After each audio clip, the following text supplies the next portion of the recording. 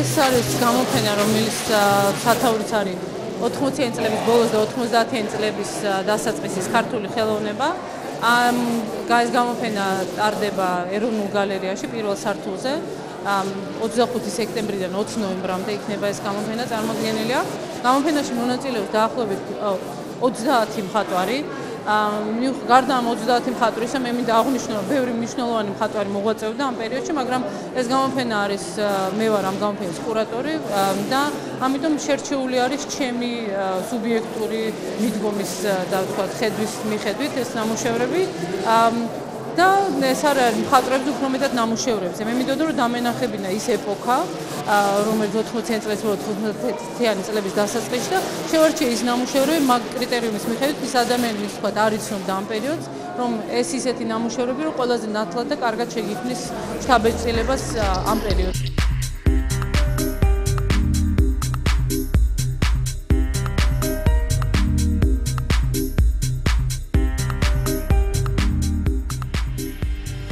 თქმა უნდა, ყველა თაობა და ცდილობდა გაქცეოდა სოციალისტურ რეალიზმს და რაღაცა საპირისპირო გაეკეთებინა.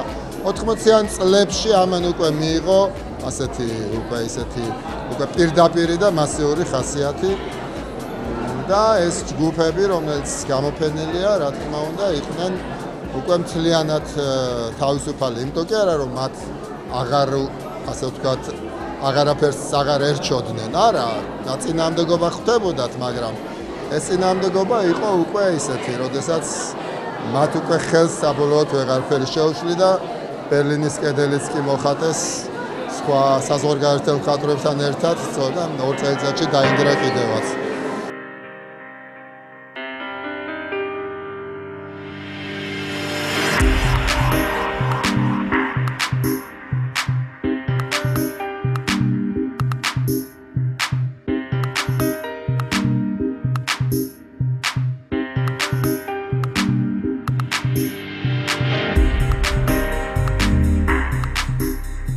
დავიწყებ იქიდან, რომ ეს არის 80-იანი წლებიდან 94-მდე რა ხდებოდა, ესე იგი, მხატვრობაში, თბილისში და საერთოდ ამ მიმართულებებით, რასაც ქვია თანამედროვე კონტემპორარი არის ახალი მედეები.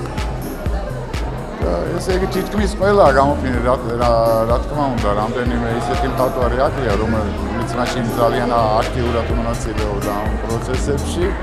ეს იყო ის წლები, როცა ესე იგი საბჭოთა კავშირი თითქმის წინასწარ უკვე იგრძნობოდა, რომ იშლებოდა და ესე იგი თავისუფლებისადმი სწრაფის მეტი იყო და ეს გამოხატულებები იყო, იყო სოციალურ პრობლემებზე, იყო პოლიტიკურ პრობლემებზე, იყო სხვადასხვა სტილისტიკით, სხვადასხვა მხატვრული ენით გაკეთებული ნამუშევრები, რაც შეეხება ჩემ ნამუშევრებს. ძირითადად მაშინ მუშაობდი, ასე ვთქვათ, ტექნიკურ პიგმენტში, რასაც ქვია ცემენტი, გაჯი, ქიმია, რეზინი, მინა და სხვადასხვა, რაზეც დავიწყე ამოტვირთვა ასოების ჯერ, ქართული ასოების, მერე უკვე ლათინური ასოების, შემდეგ უკვე გაჩნდა სიტყვები, სადაც უკვე ჰქონდა ამ სიტყვებს კონტექსტი, გაჩნდა წინადადებები, რომელსაც ჰქონდა თავისი კონცეპტუალური მხარე.